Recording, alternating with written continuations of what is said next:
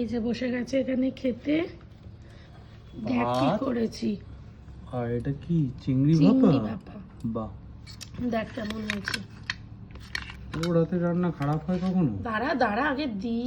ঠিক আছে, দেখে আর ধৈর্য ধরতে পারছি না।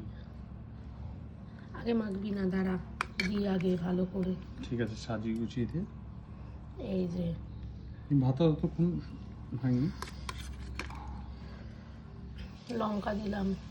লঙ্কা ঠিক আছে, এর সাথে লঙ্কা না হলে ভালো লাগবে না। হুম, এর সাথে লঙ্কা না হলে যাবে না, ভালো লাগে না। একটু ঝাল ঝাল হালকা স্পাইসি।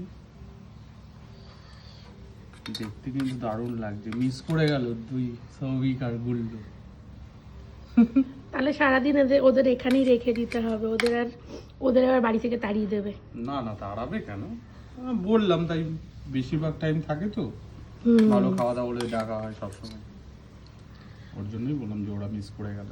সে তো মিস করলোই। দেখ খেয়ে দেখ কেমন হয়েছে। তোরাদের রান্না খুব মিস করে দুইজনই। খেয়ে দেখ কেমন হয়েছে। দেখে একটু টেস্ট করে আগে, একটু গ্রেভি দিয়ে।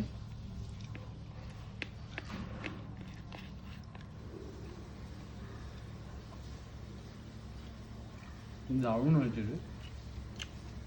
সত্যি না আমার মন রাখার জন্য বলছি। যারা যারা রান্না খেয়েছে সবাই তো বলে যে তোর হাতে রান্না কেমন।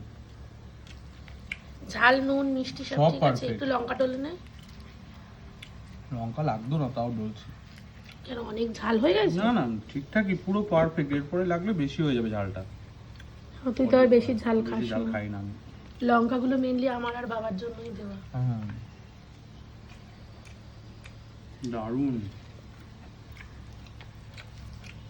তো এবার তুইও নিয়ে নে। হ্যাঁ, তুইও নিয়ে নে বাবু, এবার অনেক বেলা হচ্ছে, চল। ঠিক আছে, এই তো আমি এবার নেব। হুম, ঠিক আছে, খা।